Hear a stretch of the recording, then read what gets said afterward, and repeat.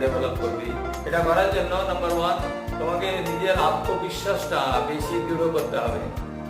Number 2 তোমাকে ভাবতে হবে যে তুমি যেটা জানো ঠিক জানো, সেই ঠিক জানার ব্যাপারটা মাথার মধ্যে রেখে দিতে হবে। তোমাকে নিজের ভিতর থেকে যে ভয় কাজ করে বা সংকোচ কাজ করে তার থেকে বেরিয়ে আসতে হবে। নাম্বার 4 তোমাকে ভাবতে হবে যে আগে তুমি বলছো তাকে তুমি কনভিনসিং ভাবে মানে ঠিক করে বুঝিয়ে বলতে ক্ষমতা রাখো। তোমার টোনাল কোয়ালিটিটা ভালো হতে হবে। তোমার যে ভয়েসের যে কোয়ালিটি সেটা ভালো হতে হবে, যাতে লোকের কাছে কর্কশ মনে না হয়, কানের যাতে না বাজে হার্শ সাউন্ড বা সোনোরাস সাউন্ড না হয়। তোমাকে চোখে মুখের মধ্যে একটা সপ্রতিভ ভাব, তোমাদের সহজতার সঙ্গে কথা বলা, আর সেই একটা মিষ্টি হাসি সেটা যেন থাকে। কেননা আমরা জানি স্মাইলিং ফেস